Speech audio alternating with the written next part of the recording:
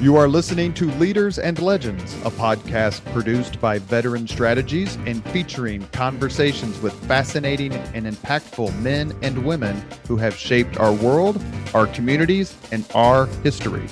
My name is Robert Vane, Principal of Veteran Strategies, and your host for our discussion. You are listening to Leaders and Legends, the Hall of Fame edition of Leaders and Legends, a podcast presented by Veteran Strategies, a local veteran public relations enterprise, and sponsored by Girl Scouts of Central Indiana, Garmond Construction, Leaders and Legends LLC, the Grand Hall and Conference Center at Historic Union Station, the McGinley's Golden Ace Inn, and McAllister Machinery, your friendly neighborhood Caterpillar dealer. You may find all your sales and rental equipment needs at McAllister.com. We are pleased to announce our podcast is now a member of the All Indiana Podcast Network in partnership with Wish TV. You can find Leaders and Legends at allindianapodcastnetwork.com. Thinking of starting a podcast or need to host a public meeting? Let Leaders and Legends LLC be your partner as you look for new ways to communicate your message. Please contact Chris Spangle and me at leadersandlegends.net. Thank you for joining us on the Leaders and Legends podcast. Our guests today, Hall of Famer Bill Benner and Hall of Famer Robin Miller. I've been looking forward to this podcast for a long time. I've told several people that I was about to record it, and the universal reaction I received was, oh my. Bill, Robin, thank you very much for coming on. Thanks for having me, Robert. Just make sure you got that 8-second delay button handy. I should make sure that I mentioned that the Hall of Fame part of the introduction is because Bill Benner recently was selected into the United States Basketball Writers Association 2021 Hall of Fame class. And recently, Robin Miller was announced as an inductee into the Motorsports Hall of Fame 2021. You both came, I think, if I read this correctly, to the Indianapolis Star at the same time, and you're going into your respective Hall of Fames at the same time. Well, no, Bill was ahead of me. I think Bill started a year before I did. He was part of the Kitty Corps with Buster Shepard and Jeff Smalley, and that was probably Billy, late 67, early 68. It was 1968, Robin. Yeah, because I started. Or actually, to be accurate, it was the fall of '67. I just started class at what was called the IU Extension, now IUPUI, and I was going to college during the day and working as a score boy, the Kitty Corps, at night. Yep. And yep. The thing is, what nobody can imagine is, especially because nobody reads the paper anymore, but to think that the Star was put out with 5 people every night, and that was maybe 6 on Fridays and Saturdays, but 4 or 5 mostly, and we put out 5 editions a night with that group of people. It's amazing, and hell, Bill and I learned from the best: Ty McBride, Bob Collins, John Vance, but it was tough love, and Bill then went to IU, and I started out as a score boy. So it was, the way we made it was, cutting horse wires and being in competition with each other. How many games can we take on Friday night? And it was healthy competition, and it worked out well. So Robert, I was there, I was a Center Grove boy. Robin was from Southport. So we automatically had the South Side going because Southport was the big fancy suburban school with the 7,000 seat gym.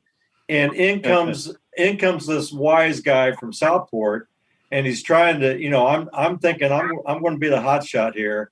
And in comes this brash, full of himself guy from Southport named Robin Miller.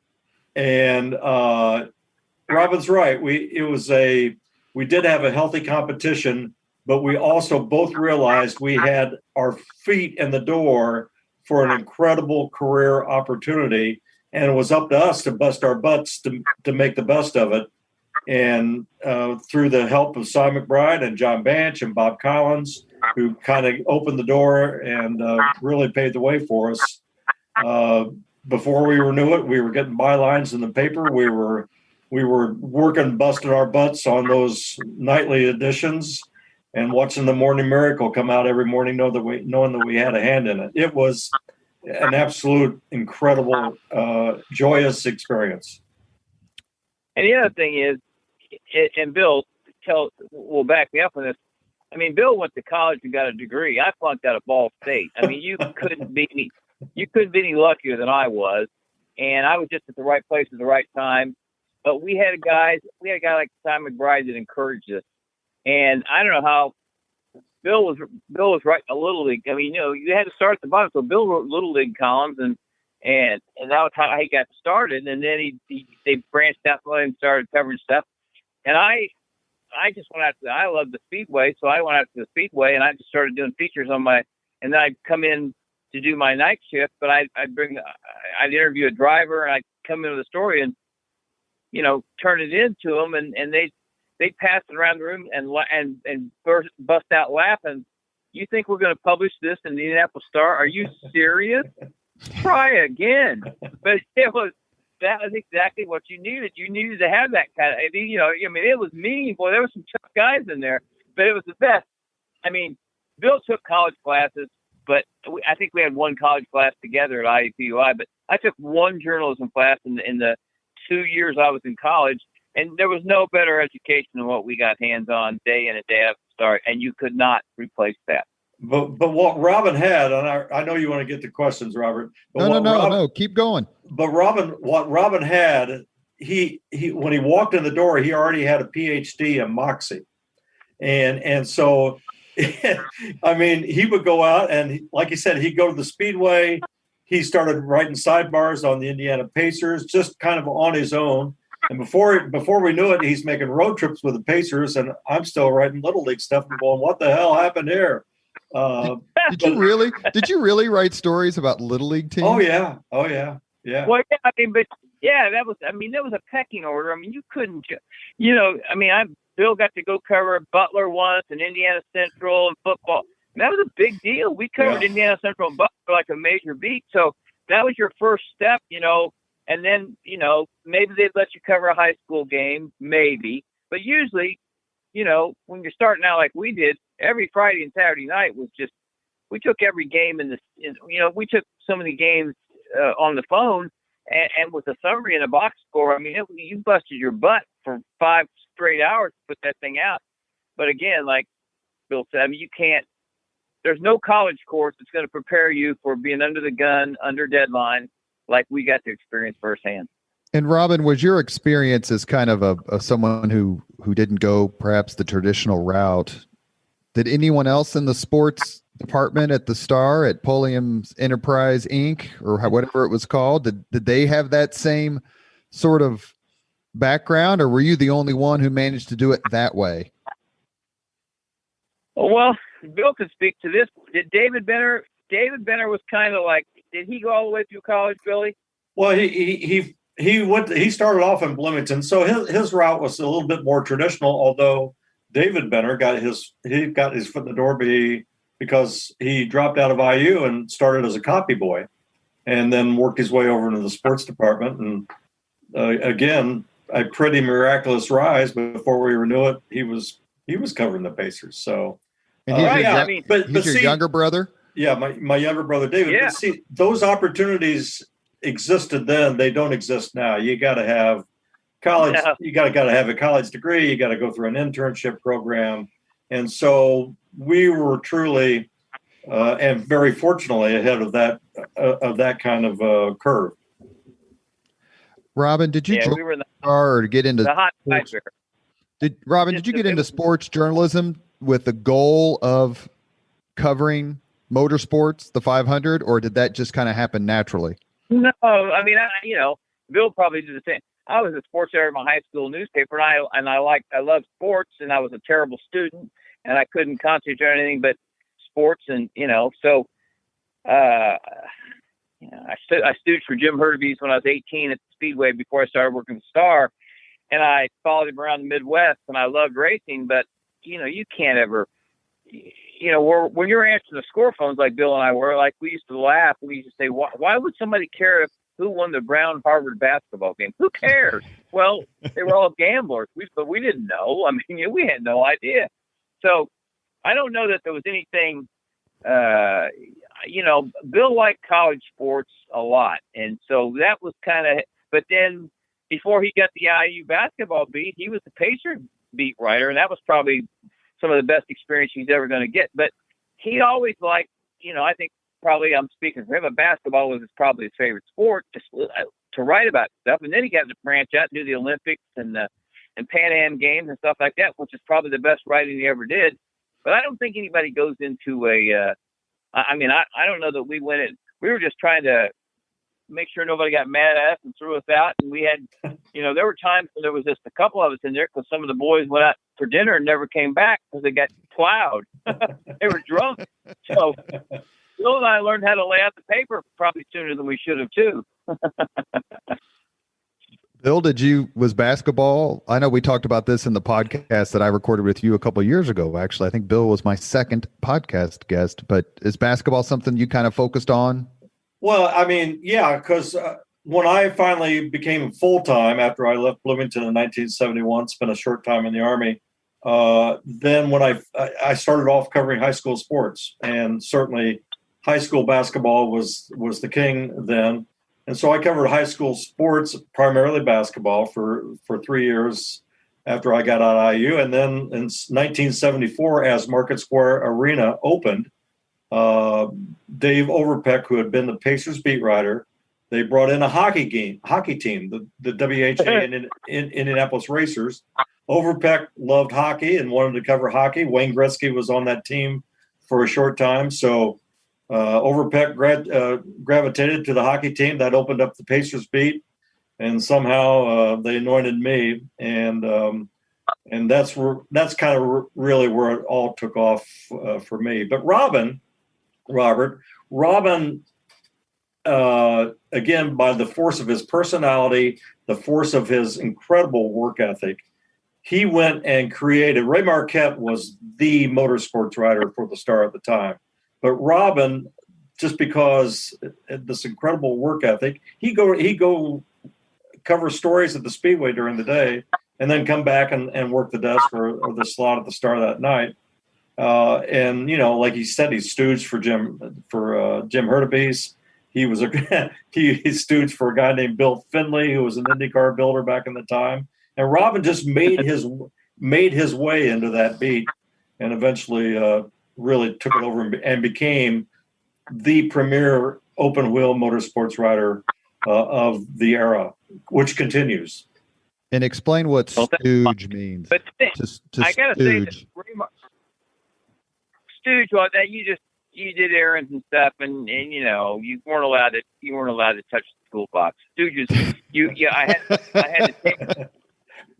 I had to take Jim's goggles onto his helmet, and I had to help push the car after we got it started, and I had to help buckle his seatbelts, and I showed him the pit board, but I wasn't allowed. He had to fire me because I ruined the paint job once when he just got Pepsi Frito-Lay, and I was free help, and he fired me. So it's pretty demoralizing when your hero fires you and you're not getting paid. But the thing about Ray Marquette, Ray got me my job at the Star, and Ray really.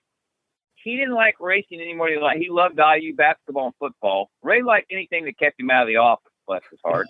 And I don't, you can't blame him. That was kind of what you didn't want to be in the office then. Bill and I didn't care. We loved being in the office. But Ray, I said, I'm going to start doing sprint car midget stories and dirt car stories. So that's what really, I started covering all these races nobody else wanted to mess with. So that just, then finally I started doing a little USAC column every week, and that grew into like a 40 a week column. So there was just, like Bill said, the opportunities we had don't exist anymore. There's hardly any motorsports writers left in any newspaper in the country. The LA Times got rid of theirs. The Chicago Tribune doesn't have one. The New York Post doesn't have one. The Miami Herald got rid of it.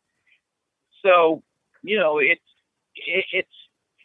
so hard. I just feel bad for all these kids that come out of journalism school, and you wonder what the hell are they going to do, because the newspapers are dying on the vine and magazines aren't doing very well, and you just wonder how are they going to make it. But if you had AJ Foyt and I talk all the time, and he's always commiserating about how he was born in the perfect era, and I said I think he probably was. AJ was born in 1935, but the racing he did in the 50s, 60s, and 70s was the greatest era there was.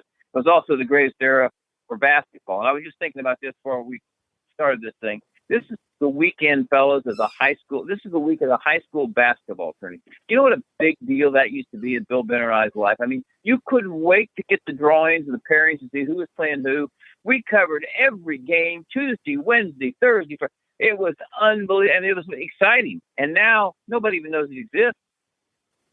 Well, I was just going to ask you about eras, because I was going to say to both of you, and Bill, you go first, then you throw it over to Robin. You guys came into sports journalism in what could be called, in some ways, the golden era of many different sports at more levels than just one. The Pacers are just coming on into their own. It certainly was the golden era of the Indianapolis 500. I can just remember what as I was born in 1967, I can just remember what a gigantic deal it was, both because, as I mentioned before, my uncle, Bob Dorn, was intimately involved with it, his relationship with Johnny Rutherford, AJ Foyt, the list goes on. But at the same time, great era in high school basketball here in the state. How much do you think your careers were helped just by the fact that you were coming into your own as sports was doing the same? Bill? Yeah, there's no question about it, Robert. As the NBA and the ABA merged, we began to build sports facilities, starting with Market Square Arena, then the Hoosier Dome. We launched the Amateur Sports Initiative with the formation of the Sports Corporation. We began to attract NCAA events, the Sports Festival, the Pan Am Games, the Indianapolis Colts arriving in 1984, and Robin and I were there for all of it. And certainly the Indianapolis Motor Speedway, as you mentioned, in the 70s and 80s and 90s until the split. I mean, it was king. That was before NASCAR began to grow and kind of take away the limelight from open wheel. But yeah, basketball, I mean, I know I'm sounding like an old fart here, but single class basketball. You didn't have Lafayette Jeff playing Marion in the first round of the sectional like we did last night. So yeah, it was absolutely an incredible era, and there's no question that both of us benefited by being there to write about it all. Robin? We grew up at a perfect time. It was the perfect time to be a kid, because all we did was play sports. And Bill got a good lesson because his big brother Larry took it to him on the basketball court. So then Bill took it to David on the basketball court. They just passed down who was going to abuse the other. But to get a ticket to the Southport sectional, and Center Grove played the Southport sectional, we had like 20 teams or some unbelievable number. Just to get a ticket to the Southport sectional was hard to do, even for an afternoon session. And it was, we had Louis Dampier and Billy Keller and the Venarsdales and stuff. I mean, we had all these amazing players. McGinnis Downing. Yeah, but I mean, it was so hard to imagine. I mean, high school basketball was as big a deal as any Purdue or IU basketball game back then, probably bigger. And the way we covered it at the Star and the News and the Times, because we had competition, it was the best. And then, race driver, an Indy 500 driver was everybody knew who he was because Indy was king, like Bill said. And the Pacers, I mean, the ABA Pacers were the first team that captured the city's heart. I mean, the Coliseum and the Pacers and the red, white, and blue ball and Roger and Mel and Freddie and Neto, believe me, that was the turning point in this city. And that's what led Mayor Lugar to get MSA going. And it snowballed from there. But I think everybody that was around to watch the Pacers go start in the ABA and then go to the NBA and MSA, there was obviously a feeling of pride, but it was so cool because we went from, Bill and I used to take our lunch hour, Robert. We'd go out and take our lunch hour to Victory Field during the summer, and we'd sit on the top of the roof in a couple of folding chairs and eat a free hot dog. And it was the most laid, but this is the early 70s. We didn't really have anything, and the Indians were all we had, and nobody really cared. They were a AAA baseball team, and it was nice night to go out for a game, but we didn't have any passion for any particular team in this city until the Patients came along. The only time I remember going to Busch Stadium when I was a kid was when the Reds would come here and play the Indians at Busch Stadium, the Big Red Machine. Oh yeah. And what did the two of you, we'll start with you again, Bill. We'll just try to keep this in alphabetical order to make it easy. Bill, when I recorded that podcast with you a few years ago, you said something I'd never heard before, despite my time in the mayor's office and my involvement in government and politics and growing up here my whole life, except for when I was in the Army. You talked about how critical it was, the decision by Lugar, and then this was seconded when I did a podcast with Jim Morris, how important it was that Mayor Richard Lugar built Market Square Arena downtown. How important was that? Well, they were going to build it out by Lafayette Square. That was the original thought, or somewhere around the outer belt.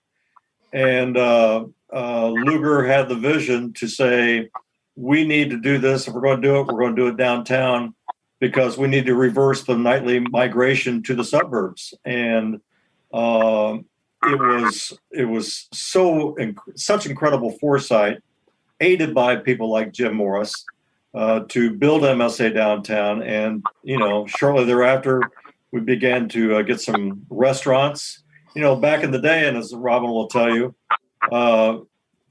to go downtown for a restaurant, there were, I think, St. Moritz, St. Elmo, La Scala, and that was pretty much it. And the King Cole. And the King Cole, that's right. But that was it. And so to have the foresight again to build Market Square Arena, then that led to NCAA events. The Sports Corp took off. Then we built the Hoosier Dome, and away it went. Robin? Well, Bill hit the nail on the head. The book that Neto and Dick Tinkham and I did about the Pacers and how it started, there's a wonderful chapter in there, and Lugar and Lugar was great. He'd call me back, and he, before he passed on, he was still very sharp, and LS Ayers had given. They were going to give the city all this free land for like $1. It's a long story, but it was like, but you're going to have to build it out in the suburbs, like Bill said, out like the Colts complex is. And that wasn't, so the Marriott people came in and they were looking at coming to Indianapolis for the first time. Well, they didn't want to go out in the suburbs. They wanted to be closer to downtown. And Dick Tinkham, who probably doesn't get nearly enough credit for holding this whole thing together. He was pretty much the Pacers' unofficial general manager and legal counsel. He was getting ready to tell the guys, the board of directors on the Pacers, well, you're right, we can't afford a new arena, so we're stuck in the Coliseum. And about that time, he got a call, and Lugar said, hey, there's a grant out there for like $16 million we can get, and we can build this MSA for $15 million. We'll build it right in the heart of downtown. Marriott will move in. And it took off. And then you got to give Bill Hudnett credit. He builds a football stadium. We don't have a football team, and people are like, this guy's an idiot. He's going to cost this city all this money. And lo and behold, we get the Colts. And then, well, like Bill said, we go to St. Moritz for dinner. We never couldn't afford St. Elmo's and the Star Salary or the King Cole. But then the Colts get here, and suddenly you start getting nightclubs and bars and restaurants and there's a wonderful skyline picture, Robert, in 1965, 1975, 1985, and it doesn't even look like the same city. And it's all, and people can say whatever they want about pro sports, and I know we get on their back a lot because they're so greedy sometimes, but the Pacers and the Colts turned this city around, period. And there's no disputing it. And we've addressed that in other podcasts, and Bill's been as eloquent as anyone in defending it and saying, look, there simply is no comparison to this city before pro sports took off as opposed to after. But Bill, let me ask you, you were probably sitting at your desk, and then Robin, I would like you to answer when Bill's finished, please. Or where were you, Bill, when someone said, so the Baltimore Colts are moving to Indianapolis. Can you cover this story, Bill? I remember exactly where I was. I was in Seattle covering the Final Four. And I got a call from, I'm trying to remember who called and told me that the Colts were going to move. I couldn't cover it because I do remember it was Pat McKee, who covered girls basketball for us for a long time. And he was the one that called me in Seattle and said, it's the vans are leaving Baltimore and they're coming to Indianapolis. But I could not actually help cover that thing because I was in Seattle covering a Final Four. But I just knew, and the other thing, and I don't know whether we've discussed this, the serendipity of it all, to put Colts blue seats in the Hoosier Dome. And when Robert Irsay walked in and went, God, you guys built the stadium for me and my team. I mean, that was just mere good fortune. So, but anyway, that's where I was. I was in Seattle. Robin?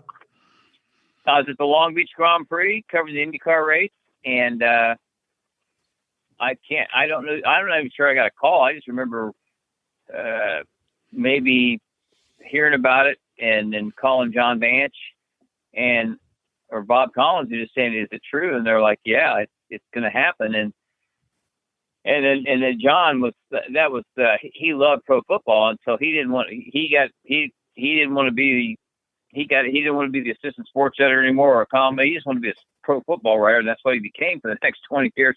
But it was Pat McKee did most of all the stories early on. He was the one guy that was there that wrote all the stories. And Pat was, he covered high school sports, but I'm not sure. Even in the early stages, we were kind of giddy I'm not sure it really dawned on us what a big deal it was. I mean, we knew it was. I just don't know. I'm not sure we quite grasped the fact that this whole thing was going to change.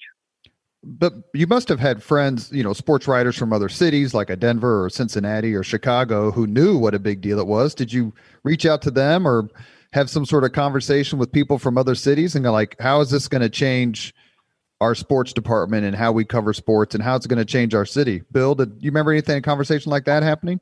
Well, we certainly realized it was a huge deal. The NFL, it was the NFL. And the Pacers at the time had undergone their own struggles. We had nearly lost the Pacers. And in fact, this is again, another one of those incredibly good fortunes that had the Simon brothers not stepped in to rescue the Pacers because they were going to go to California, most likely somewhere near LA or Sacramento. But had the Simon brothers not stepped in to save the Pacers and kept them viable, then I don't think there's any way we get the Indianapolis Colts. So the construction of Market Square Arena to get the Pacers from downtown, from the Coliseum to downtown, the move for the Simons to save the Pacers, and then the incredible foresight to build a football stadium without a team to play in it, leading to the arrival of the Colts. I mean, we all certainly recognize that our sports world in Indianapolis had changed forever. Robin? Yeah, well, all I can tell you is that we were known for the Indy 500 and our high school basketball tournament. Those are the two things we were known for. But we weren't known. And then the Pacers, when the ABA started, then the Pacers put us on the map as far as a lot, not for everybody, but for a lot of people. And then the pro football, the Colts come along, and they're not very good when they start, but it's still a pro football team. And I moved downtown in 1983. And it was, sadly, it's kind of like it is right now. a lot of empty buildings, nobody downtown, no traffic. And then to watch this whole metamorphosis of how this city exploded was just, man, it made you proud. But back to Bill's point, I remember going to the press conference when the Simon brothers took over the team, and I was sitting in the back with Ray Compton, who was a news sports writer who ended up working for the Pacers. And we were just like, if it wasn't for these two guys, there would be no pro basketball team here. And Bill's right. I don't think the Colts would have followed either. We'd have been back to the 500 in the high school basketball tourney, and Bob Knight and IU basketball probably, and Gene Cady and Purdue. But everything just worked out. But the Simons probably don't, we did. One of the chapters of the book we wrote on the Pacers, I remember talking to Herb about, he called me and he says, "Hey, you're not going to make a big deal out of how much this franchise is worth, are you?" And I said, "Well, yeah, I'm going to make a big deal out of it, that it's gone from whatever you paid for it to almost worth $1 billion." He goes, "Well, you'll put in there how many millions we spent keeping it going?" I said, "Sure." But that's just, people don't realize how much money the Simons spent to keep. How many times Bill and I know that we went to the Market Square and the curtain was halfway down because there was nobody there. Yeah, and at a time in the late 70s, really before the Magic Johnson, Larry Bird era really took off, the NBA was an absolute disaster. No, well, I mean, remember the Pacers went. We only had 2 years of Market Square Arena in the ABA, and then they were absorbed into the NBA. One of the 4 teams to do so. That put a significant financial burden on the ownership group at the time, to the point where they had to have the telethon. God bless Slick and Nancy Leonard for having the telethon, or we might have lost the Pacers then. And then again for the Simons to step forward, building the Hoosier Dome. The Hoosier Dome not only and I always remind people of this, the Hoosier Dome not only attracted the Colts, but it paved the way for our relationship with the NCAA, because as the NCAA tournament grew and they needed to go into dome stadiums for the Final Four, there we were with a dome stadium attached to a convention center, perfectly placed downtown. We have a world-class auditorium, a world-class track and field stadium. We attract all these NCAA events. We build up the NCAA relationships to the point where they decide in 1997 that they're going to leave Overland Park, Kansas, and Indianapolis ends up being the destination. So, and that's had a magnificent impact, including the one that we're going to experience this month, where we have the entire March Madness. It's just one of the amazing success stories of any city ever. And again, Robin and I were fortunate to be there and be part of it. Robin, don't forget this. There was a time, I remember doing a column and getting to know the guy that ran the NFL Combine. And in those days, when the NFL Combine came to Indianapolis, it wasn't televised. The media, we weren't even allowed to go and watch people run the 40-yard. We had to wait in the Holiday Inn and maybe get talk to Peyton or whoever was the hot star that year, but they didn't care if the media covered it. Well, what did that evolve in? That evolved into rave reviews from everybody in the NFL. Oh my God, this is the greatest site for this thing, because everything is so close together. You don't even have to walk outside. You can go from your hotel to the football stadium to the restaurant of your choice. And as Bill will tell you, then the next domino to fall was the NCAA basketball tournament. When we hosted that, there was the same response. People just were like blown away. Like, God, we ought to have this here every year. This is perfect. So, there were a lot of people that were responsible for it, and a lot of people deserve the credit. But it's just, it's amazing to think what we were in 1968 and what we evolved through the next 30 years. It's a phenomenal story. Robin, if I would have told you on the night of the Pacers telethon, and I've already asked this question of Bill, so I'm going to ask you. If I had told you on the night of the Pacers telethon that in February 2012, the city of Indianapolis would completely redefine what it meant to be a Super Bowl host city, you would have said? Well, I would have probably said, I mean, nobody's going to bring a football team here. I never thought anybody would bring a football team or a baseball team here because of the pressure from the other big cities like St. Louis and Chicago and Cleveland, and everybody that didn't want, and when we had our hockey team and we had Wayne Gretzky for a couple months, could we have become a big time hockey city? Well, if we keep Wayne Gretzky, I'm pretty sure we would have been, but I think there was kind of a knock. Indianapolis is still AAA city, the ABA, they're okay. They get by in the NBA, but I'm not sure what. And then the Super Bowl was just another feather in the cap of the city because it was so well run and it was so organized.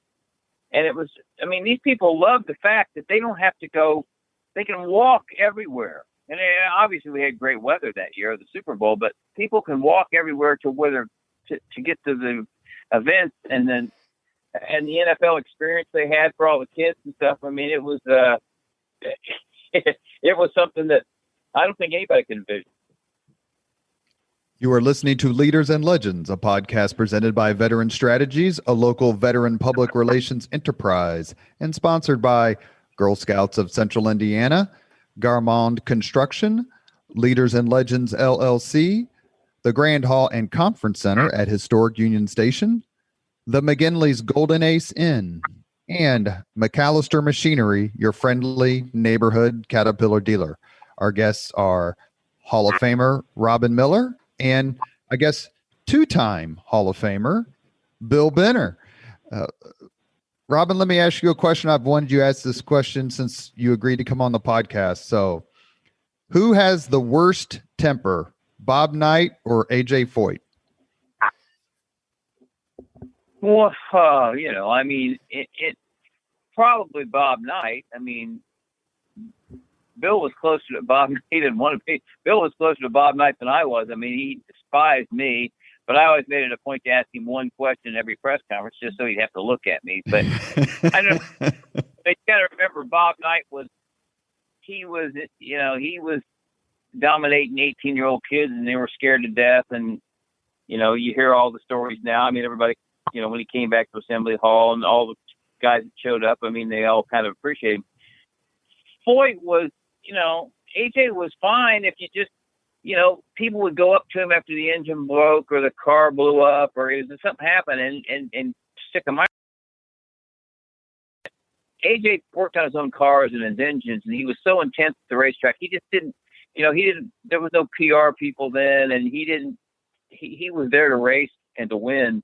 So he was pretty, but I always got along with him because I always waited a half hour or 45 minutes before I'd go find him after something good or bad happened. And, he was always good about calling me back. And I think it's because I raced myself and I worked on IndyCar teams, and he knew how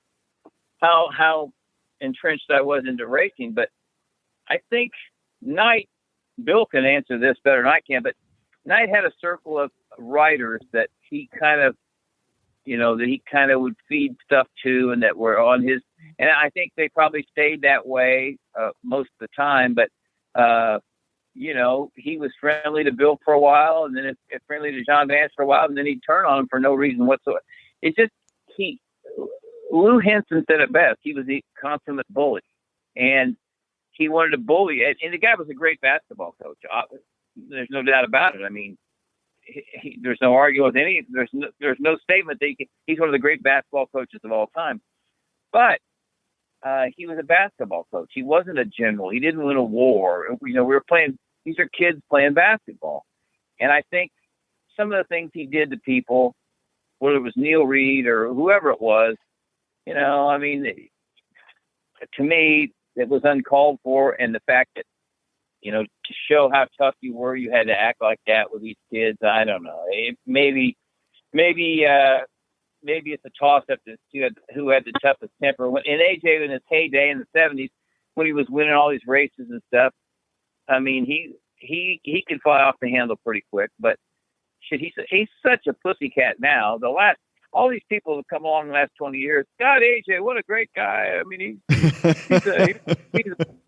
the nicest. He's the nicest guy. Well, he is, and he's really. I mean, he's a different person because he's died about 10 times and come back from the dead. But he's he calls me once a week to see how I'm feeling, or I'll call him and see how he's feeling. And, he's an American treasure. And I realize everybody doesn't think like him, but he did everything he wanted to do in his life, and he did it his way every day. He didn't listen to anybody else. And God, there's very few people like that left. I'm sure Knight does the same. They're very close. I think personality-wise, they're probably a lot, except I think Foyt has more friends. I think AJ was more willing. I don't know. He just didn't seem to. You didn't have to be in this inner circle to be. Foyt had friends everywhere. So, what do you think, Billy? Do you think Knight? Who's got the biggest temper? Well, Robin, I just want to correct the record, because you did two things. I want to point out that not only did you become a Hall of Fame motorsports rider, but you were not in the Hall of Fame as a driver. This guy, he drove a Formula Ford, and then he drove his own midget car. And Robert, at my wedding, Robin was best man, and he showed up for the rehearsal towing his midget car behind him, because he'd just come from someplace in Illinois. So that's Southside class right there. Yeah. But no, Robin, now just be quiet. So, but I was in the slot at the Indianapolis Star the night that AJ tried to deck him at the Motor Speedway, and Robin wrote a very strongly worded column about AJ that he might have been maybe pushing the rules limits on occasion. And so it wasn't always that Robin and AJ had this wonderful relationship. I remember watching the AJ Foyt Sports Century on ESPN, and I think Robin's on there talking about Foyt spraying a little nitro into his car. Is that right, Robin? Oh, yeah. AJ was, he's funny now, because I did a 45-minute interview with him for NBC last year.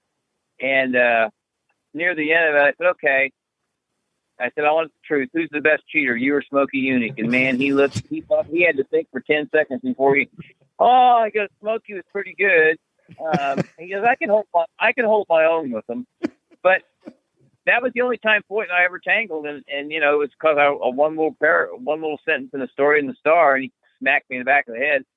And Bill and I have a mutual friend, Craig McKee, who's a judge in Terre Haute and works at the sports department. And he tried to tell Bob Collins and John Vance, I don't think we should run this column from Robin, because they're going to be able to prove that he wrote this in anger, and AJ's going to come back and sue us. And that's exactly what happened. And the Star we had to apologize to AJ and pay his legal fees. And a few years ago, Foyt was being honored at the Speedway, and there's about 400 people in the press room, and somebody said, AJ, how have you, there's so much litigation in sports nowadays. Have you ever had any have you ever had lawsuits and stuff? And he grabs the mic and he said, yep. He said, Sports Illustrated, he says, I ran them out of business. I kicked their ass for six figures. And he said, that asshole sitting in the back of the room there typing, Robin Miller, I beat him too. And everybody starts laughing. And I'm laughing because he did. He kicked our butt. And if you're not familiar with that era, Robin, let me just say this. Explain just a little bit. How gigantic of a sports figure was AJ Foyt in his prime? Well, cover Sports Illustrated probably 5 or 6 times. And today this is what's wrong with open wheel racing. Mario, AJ, Parnelli, the Unser brothers, Johnny Rutherford, Gordon Chontok, they're all in their 80s. They're all still alive. And other than Uncle Bobby, most of them are in pretty good shape. They are still the heroes of racing for Americans. They don't know who Scott Dixon is or Will Power. They don't know what they look like. They don't care. They still idolize these guys because they were the stars in the most violent era of racing, and they were the gladiators of the day.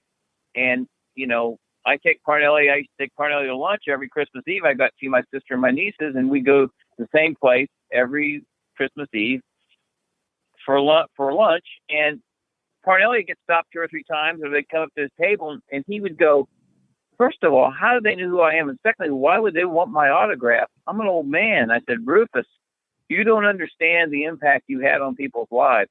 And that's what when AJ goes to a race, Robert, Like if he goes to Elkhart Lake, there's a line a mile long to get his autograph, and then there's all the other drivers, and there's one or two people there.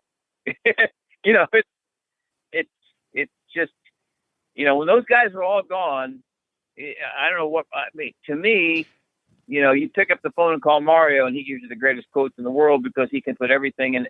He's so eloquent and he's so classy. And Uncle Bobby's one of the great quotes of all time. And Rutherford's got a great memory. And when these guys are gone, although I told Foyt the other day he's going to live to be 104 because he's too mean and he's too tough to ever die. He's the toughest man I've ever met. But when they're gone, racing is so much history, and Indianapolis is all about history. And they're still heroes today. That's why a lot of them love to come back during May. I kid Tom Sneva. I said, hell, nobody knows who you are in the world except during May in Indianapolis. People actually say, hey, that's Tom Sneva. I said, that's why you come back here. Well, in August, I had the absolute honor of interviewing Johnny Rutherford for the Leaders and Legends podcast. And the love affair he still has with the city of Indianapolis, and we have with him, racing fans, was something that really touched him when I was asking him about it. That Indianapolis is special. Robin, you've traveled the country, I'm assuming the world, covering motorsports, racing. How special is Indianapolis to racing fans and race drivers from around the world? Not nearly what it was. You could come from a dusty dirt track like the Devil's Bowl, like John Rutherford did, or AJ coming up through midgets, or Parnelli going through jalopies at Ascot Park, or Jim Hurtubise running sprint cars all over the Midwest and the East Coast. And in Indianapolis, if you made it at Indy, USAC was on top of the world. So the Indy 500 was the pinnacle. It was Sports Illustrated covered qualifying. I mean, there were two covers every May, the pole sitter usually and the race winner, and the Sports Illustrated, and every newspaper sent somebody to cover the Indy 500. Well, now what do we got, Billy? Three or four papers maybe that might cover the race. And the thing is, it's not that the drivers, Dario Franchitti fell in love with it. He didn't want anything to do with it, but he got so immersed in the history of it. And he was a big Jim Clark fan. But then when he saw what it meant and the tradition, and I mean, Dario was probably he fell for it. Like he's got a lot of old school bones in him, and it really affected him. I mean, he loves the Indy 500. But you said Will Power had one of the greatest reactions when he won. I mean, he was so excited to win that race. Same with Montoya. They didn't grow up wanting to be Indy 500 drivers. In the 50s, 60s, and 70s, that's all anybody wanted to be. And if you listen to Ricky Rudd or Rusty Wallace or Darrell Waltrip, they didn't want to be NASCAR. Indy was all that counted. I mean, that's Jimmy Johnson's hero was Rick Mears, for God's sake. They wanted to be Indy 500 drivers. And that's what a big deal it was. It could make you or break you. And if you had success there, you could probably have a great career. And I think the fans are dying off. I mean, I'm 71 and I go to a memorabilia show and they're all my age. And, Bill's daughters are coming to the race this year. That's good. That's the youth movement in the right direction. And my son is 20 and he loves it. He's been to multiple races and goes out to the track, and Mark Miles takes care of him when he has to go out there. But there is a younger group of people who I think have grabbed onto the 500 as it seems to be on an upswing again. Is that fair to say, or am I overplaying it? Oh, well, think about this. The Friday before qualifying, there used to be 40,000 people at practice. And on qualifying in the 60s and 70s, there'd be 200,000 people on pole day. I mean, nobody goes to practice anymore. They just stream it at home. Nobody goes to qualifying because they can watch it on TV. Thankfully, they still come to carb day and they still come to race day. But the Speedway they only have 2 days in May to make money, carb day and race day. That's it. They don't make money any other day. So it's not nearly what it used to be. And that we don't have every TV station doing a nightly special. And we don't have 3 newspapers doing special sections. And there's just not that interest anymore. And, kids nowadays, they like e-racing. Like they like they love to have that kind of they get to race on their computer like they're racing a car. Well, that's cool, but that's not racing. I mean, what's the danger element? You're going to spill your Coke on your computer? I don't know. I mean, I don't get it. I understand. I do not get that, but that's just the way it is. And I'm happy that I'm happy I made it to 71, and I'm really happy that I grew up when I did. Bill, you got to cover so many great events. It's Olympics, it's Final Four, Super Bowls, the list goes on and on. But I want to turn this around just a little bit. When I don't know how many times we've had lunch, dozens and dozens, and other conversations, the look on your face of, I think, real sadness when you mention the institution of class basketball. How much do you miss single class Indiana high school basketball? Well, I understand the realities, and I understand that multi-class came in 1997. So the kids today, they didn't grow up with it. I grew up with it. I grew up with Milan. I grew up with Oscar and Addix. I grew up with McGinnis and Downing. I grew up with Argus and Silver Creek and Springs Valley and some of the little schools that made it through to the Final Four. I saw Center Grove knock off Richmond in the Summit State when David Benner was student manager in 1972. So I always appreciated the fact that what was really important at Center Grove was winning the sectional, winning at Franklin, beating Whiteland or Greenwood. It was, and now with consolidation and with charter schools and how everything has changed, I understand the culture's changed. But and you know what? I had the opportunity to, when I was working with the Pacers, to certainly be on hand for the multi-class boys and girls championships. And the 1A champs have the same unbridled joy of hoisting a trophy and having a ribbon hung around their neck as the 4A champs and as the single class champs did back in the day. But will I ever get over it? No. Will it be the last paragraph in my obituary? Yes.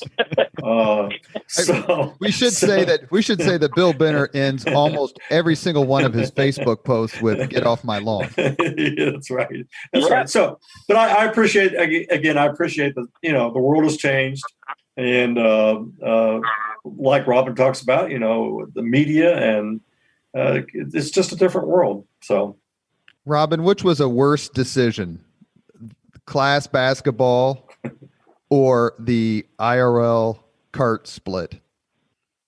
Well, they happened at the same time, and it's a toss up. They're equally. I mean, it killed the attendance for high school basketball, and it killed the attendance for open wheel racing, and it killed the interest in both of them. And has IndyCar made a little bit of a comeback? Yeah, there's still a few places like Road America and Mid Ohio, Long Beach that draw good crowds, but nobody goes to ovals anymore. Nobody cares.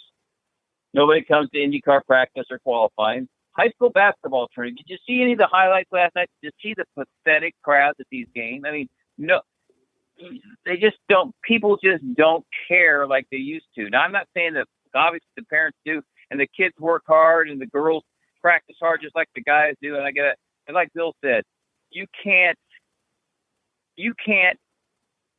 write or bottle the excitement. If Center Grove won a game in the Southport sectional against somebody that was a ranked team or some big school that they weren't supposed to be on the same floor with, that was like winning the sectional. Just for so many teams. I mean, Southport was expected to do well. How we had 4,000 students, and that was our gym. But all those little schools, the Franklin Centrals and places like that, and the Trand and all these, it was their whole. I mean, that's what you live for. You live for the high school, the county tourney and the city tourney and the sectionals. That was the biggest deal there was. And I'm so glad that I got to see Ron Bonham and Jimmy Rail and Louis Dampier and George and Steve and Steve Alford and pharmacy put on. I think Bill covered that game when he played when he lit up Broad Ripple, and Bill and I were lectured by the Broad Ripple coach about what we did or didn't know about basketball. I remember that, but it was a kind of time. It couldn't have been the worst. The timing couldn't have been worse. I mean, let's kill the high school basketball tourney at the same time we do the Indy 500 and Open Wheel race. Great ideas, fellas. And it's just I lost all my jobs because I refused to get off Tony George's butt. And 10 or 15 years later, everybody said, "Well, you were right." No kidding. Well, it didn't take any genius to tell you that I was right, but the thing that's sad is that Tony really loves Indianapolis Motor Speedway and the Indy 500. He didn't do it to kill it. He just didn't have very good advice. That's the saddest part. You're listening to the Leaders and Legends podcast with Hall of Famers Bill Benner and Robin Miller. Robin mentioned a few minutes ago about your relationship with Coach Knight. You had a recent article that discussed your induction to the Basketball Writers Hall of Fame, and you talk about what a great coach Knight was. If you could choose, given your incredible knowledge and love of college basketball history, if you could choose one coach to coach your team, would you choose Knight or would you choose someone else? No, I would choose Knight. I would the all-time example of Bob Knight. Well, there are several of them. 84 and beating the Jordan team in North Carolina with the incredible talent they had. But the 87 Final Four when they beat UNLV on Saturday and they came back and beat Syracuse for the championship. Indiana, God bless Steve Alford and Darryl Thomas and Keith Smart and all those guys, but they didn't belong on the floor with UNLV. And Indiana went out and beat them at their own game. They picked up the tempo, and they didn't belong there, and they just kicked their butt. I saw Indiana beat Maryland at Dayton, Ohio, in the first round. It was another example. This was, I think, 81 on the route to the championship. It was. They had no business being on the floor with that team, and they beat them by 30. So they had Buck Williams and Albert King. That's right. Yeah. So I've always said if I had to choose one coach to win one game, especially if they had lesser talent, it would have been Bob Knight. He was a genius. Robin, let me ask you another question. It was several years ago at the end of the 20th century where A.J. Foyt and Mario Andretti were named co-drivers of the century. If you had to choose one driver to win a race on an oval, let's not just say Indianapolis 500, but a race on an oval, whom would you choose?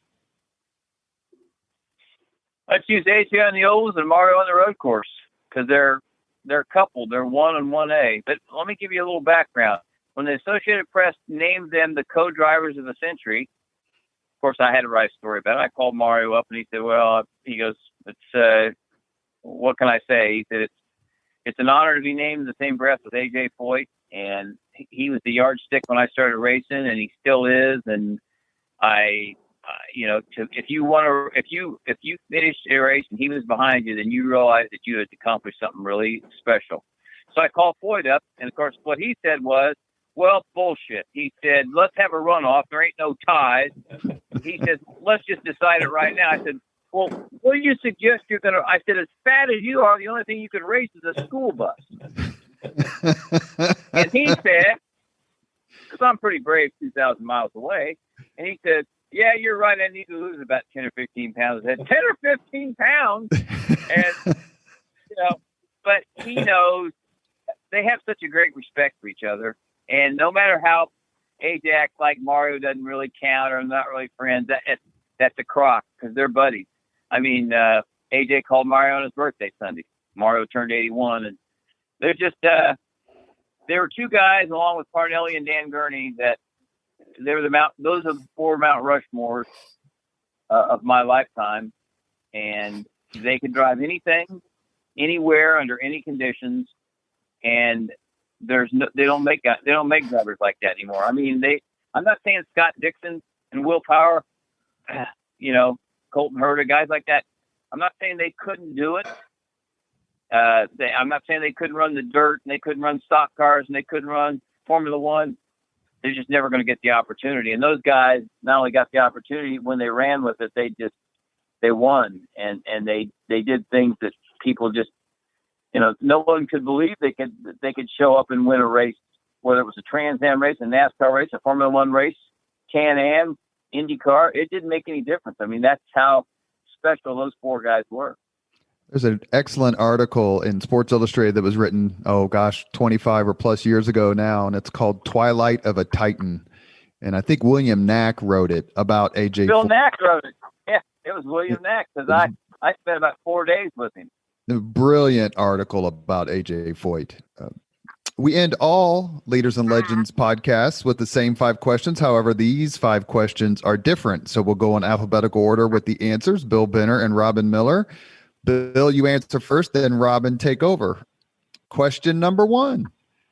Favorite sports moment you covered? Bill? Oh, jeez. We're starting off easy. Wow. 8.9 seconds, Reggie Miller, Madison Square Garden. Robin? Yeah. that I got mine's a tie. No ties. Roger Brown scoring 53 points in the Anaheim Convention Center with when the Pacers. I think it was the next.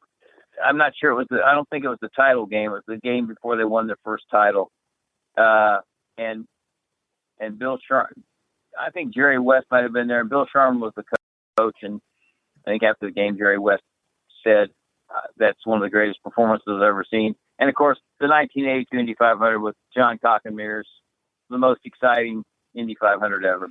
I was just going to ask you that question because that was my first 500 was 1982. The end of that race is absolutely brilliant. Second question, Bill, if you could witness any sporting event in history, which would you choose? Ali Frazier. First? The first one. The Thrilla in Manila. That's the third one. The first one you're talking about in Madison Square Garden, 1970? No, I'm the one I'm talking about would be the Thrilla in Manila. Robin? Oh, God. I mean, I don't know. I think this is something we didn't get to do, but that we'd get to cover. Correct. It could be Jesse Owens in Berlin, any sporting event.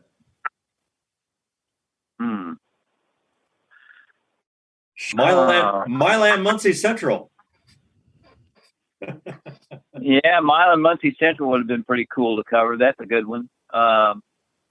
Probably. I don't know. I think. I don't know. Vuki. Everybody had relief drivers in '53, and one guy died of heat frustration. He drove the whole race by himself in the lap field. I mean, that would have been a pretty amazing event to cover because it was so hot. He was so dominant. Number 3, Bill, if you could interview any sports figure in history, whom would you choose? I've already done it. John Wooden. How about that? Robin?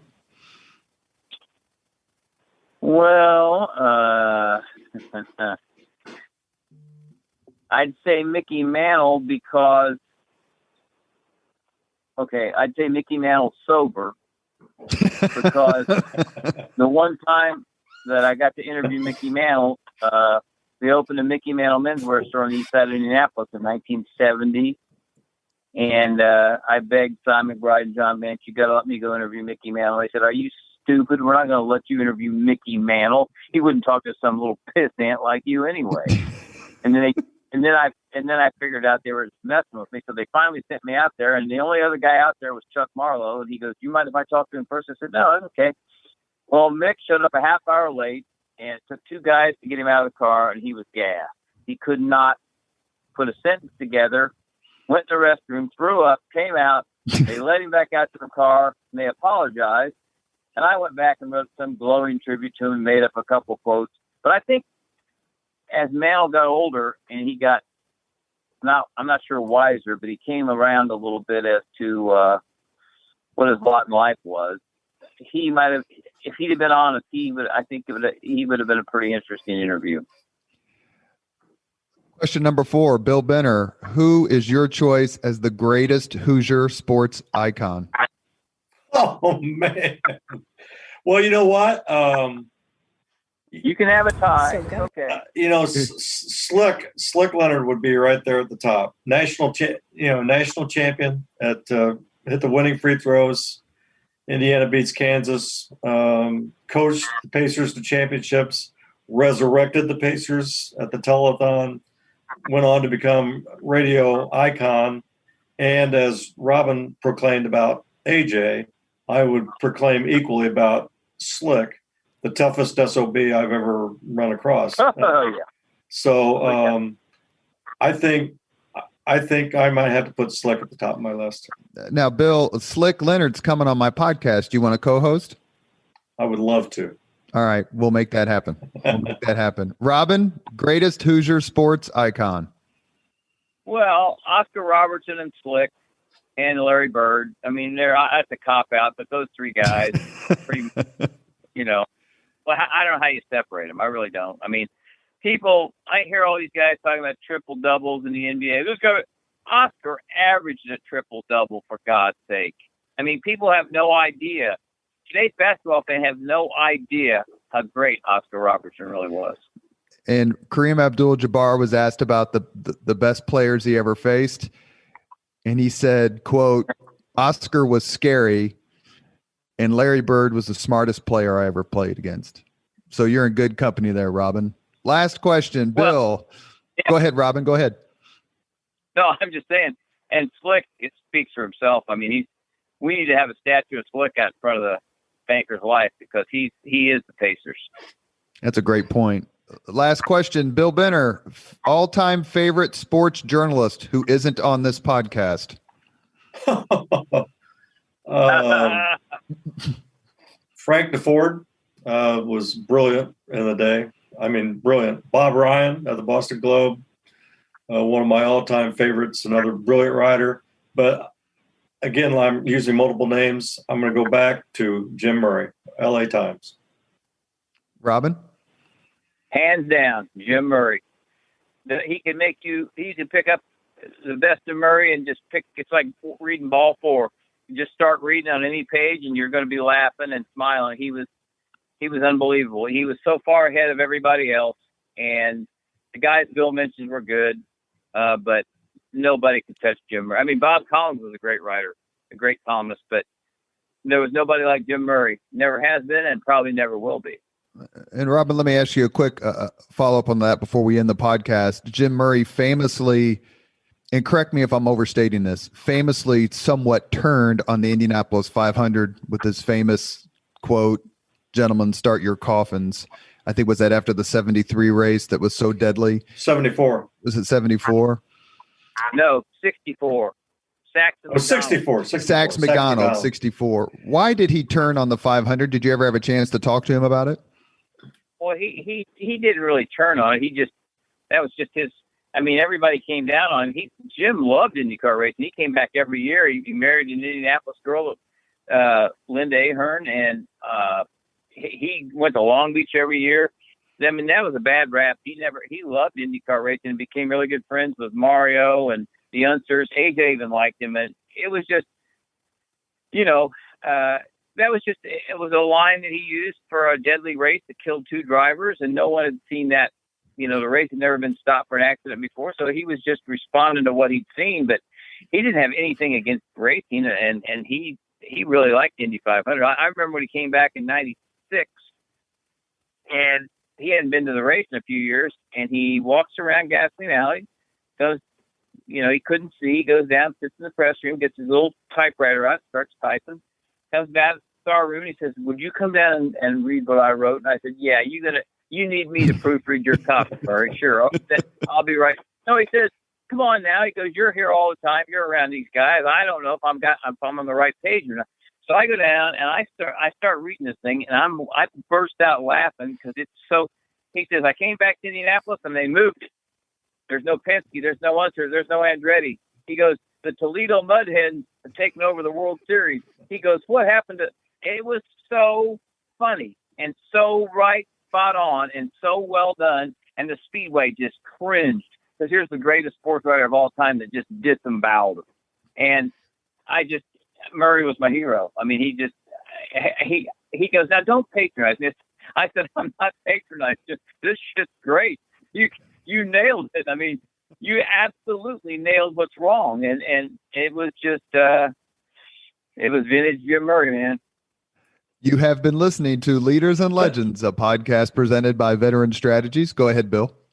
I have to say one more thing about Hall of Famer Robin Miller, who wrote a column in Racer.com about his upcoming induction into the Motorsports Hall of Fame. And I counted, and I believe he mentioned 83 names other than himself. And in my view, I put this on Facebook, that says all it needs to say about Robin Miller. In a column about himself, he mentioned 83 others. Let me mention something else that I heard about Robin Miller, and I heard this in the mid to early 1990s. Never really knew him, still have never met him, and hope to one day, maybe at lunch. But I was told by mutual friends that Robin Miller must pick up the check at lunch. Yes. Robin is the most generous, loyal, unselfish. The people that don't know him they know what they judged him from what he wrote, and but the person is. But that's okay. He's that's incredible. Nice of Billy Bob. Here's the thing, boys. I got to spend my money on something. Bill Benner had to raise two beautiful daughters, and he had a real purpose in life. What's my purpose? I gamble. I buy lunch. So what? Big deal. You know. You have been listening to Leaders and Legends, a podcast presented by Veteran Strategies, a local veteran public relations enterprise, and sponsored by Girl Scouts of Central Indiana, Garmond Construction, Leaders and Legends LLC, the Grand Hall and Conference Center at Historic Union Station, the McGinley's Golden Ace Inn, and McAllister Machinery, your friendly neighborhood Caterpillar dealer.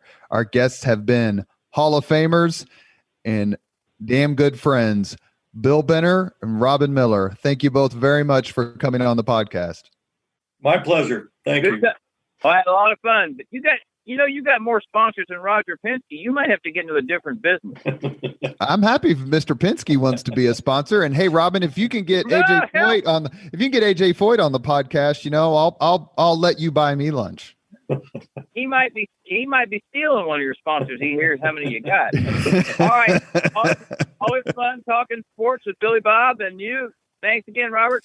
Take care. Thank you very much for listening to Leaders and Legends, brought to you by Veteran Strategies Incorporated. If you want to contact us about this program or our menu of public relations services, please send us an email at robert@veteranstrategies.com. That's robert@veteranstrategies.com.